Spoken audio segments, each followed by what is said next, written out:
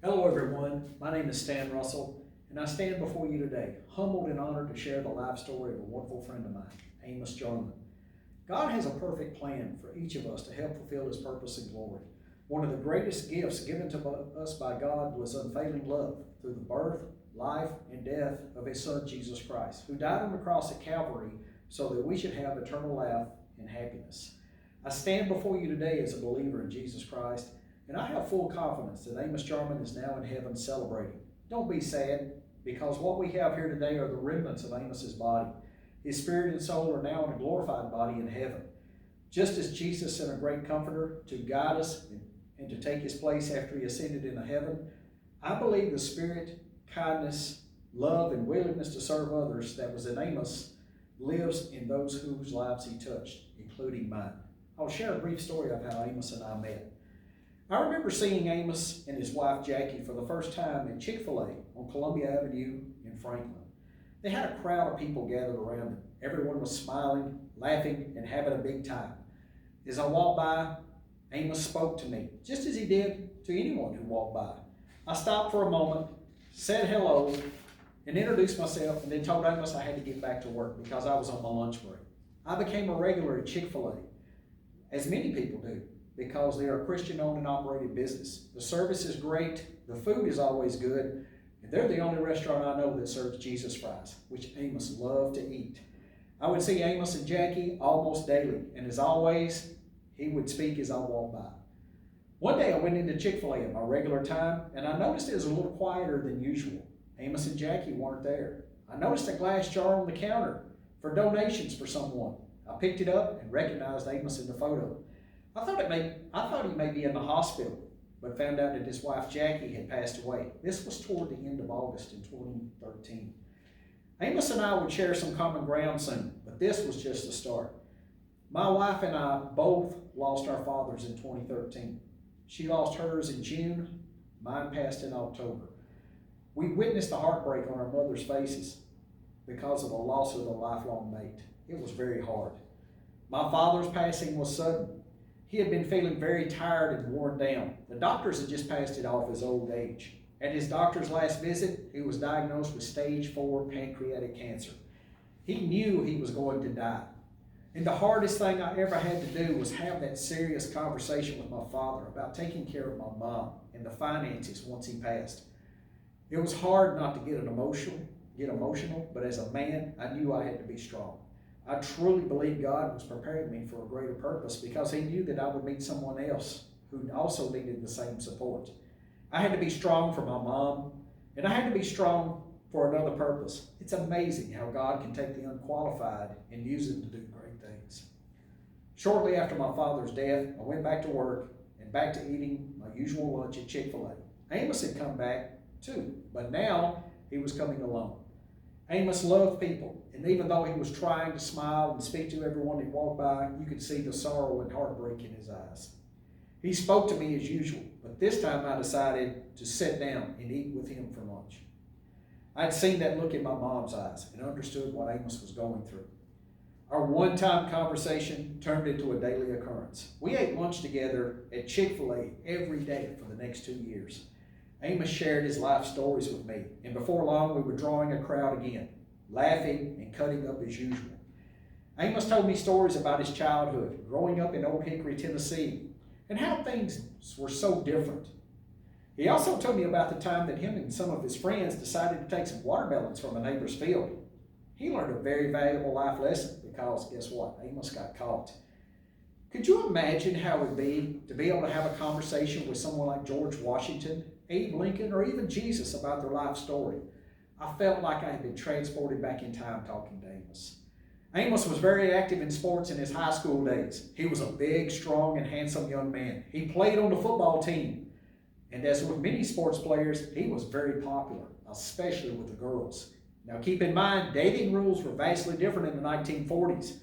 But Amos put out an announcement that he would go out with any girl who asked him. One girl in particular, she wasn't the prettiest or the most popular. She asked him out, not for a date, but she wanted him to come to her birthday party. Guess what? Amos honored his word. Most of you may think, well, this is no big deal. But that young girl, worried that no one would come to her birthday party, had the star football player show up. Now, I'm certain this event probably had a huge impact on her life. That made her day. Amos joined the military out of school and served during the Korean War. He shared many of his experiences with me about being a military man. He also shared his experience about meeting the love of his life, Jackie. I asked him, I said, Amos, what were your thoughts when you first saw him? Amos's eyes would twinkle and he would go, hubba hubba. That means love at first sight. Amos and Jackie got married, but they were not able to have children of their own, so they made the decision to adopt a son and a daughter, Matt and Amy. Just as we are adopted into the kingdom of heaven, when we made the decision to follow Jesus, Amy and Jackie adopted these two children and took them into their home as their own. I have an adopted daughter, but I tell everyone she's no longer adopted. She is my own child. We are all children of God. He sees us as his own. Amos worked as an air traffic controller out of the military at a time in history when technology is nowhere near as advanced as it is today. The pilots that were landing had to trust the directions that Amos gave them in order to make a safe landing, especially during bad weather or at night. Amos knew that if he gave bad directions, someone could potentially die. His job was extremely stressful, and he took it seriously. How many of you feel like you're flying through life right now? You're flying through storm clouds. Even the brightest days seem to be dark. Who are you depending on for directions so you can safely land at the end of your flight? Your air traffic controller should be Jesus. God was preparing Amos for his greatest calling, becoming a pastor. Amos shared his experience about his calling, how it impacted his life and his family. He served as a missionary overseas and had many stories about his experiences. He was a pastor in Alexandria, Tennessee for many years. Then he became the pastor of First Baptist Church in Spring Hill, Tennessee, where he preached until he retired. Amos shared some of his deepest thoughts about his experiences as a pastor, including his victories and his darkest days when times were tough. One of the hardest things he had to do as a pastor was comfort a family who had lost a son, a daughter, a husband, or a wife. Amos would often get down and depressed, and I'd have to be strong and cheer him up. I'd often say, Amos, do you remember when you had to go console a family who had just lost a loved one? Did those words mean anything to you? Do you believe what you said? He would always say, well, of course. I would remind him, Amos, you're not exempt from those same experiences, and now it's time to use those same words that you spoke to others and apply them to your current situation. Amos would look down for a moment, and he'd look up at me and say, you know, you're right. If either of us couldn't make it to Chick-fil-A for lunch, we would tell each other in advance or call to check up on each other. If the weather was bad during the winter, I would go by Amos's house and check on him on my way home. As our friendship became stronger, Amos would share some of his deepest thoughts and concerns with me, and I'd always be quick to turn his focus on the positive aspects of every situation. Amos wanted to go home to be with his wife, Jackie, but I'd have to remind him that he would not leave this earth a moment before God was finished with him. I'd often say, Amos, there's one more person out there that still needs you. After Amos stopped driving and had to be moved into assisted living, I made it a point to continue visiting him on a regular basis. I kept a calendar on my kitchen wall and keep up with my busy schedule. Guess what? Amos was always on that calendar to either call or visit. For me, Amos became a priority, just as important as anything else in my life. Even when he had to be moved to assisted living in Murfreesboro, I still went to visit him regularly. It's been almost a year to the day that I called his son Brent and asked him if I could go get Amos and take him to Chick-fil-A in Franklin for Christmas. Now keep in mind, by this time, Amos could barely walk, let alone get in and out of a car. Brent told me it would be a challenge, but I was undeterred. God gave me the strength to get Amos in and out of that car.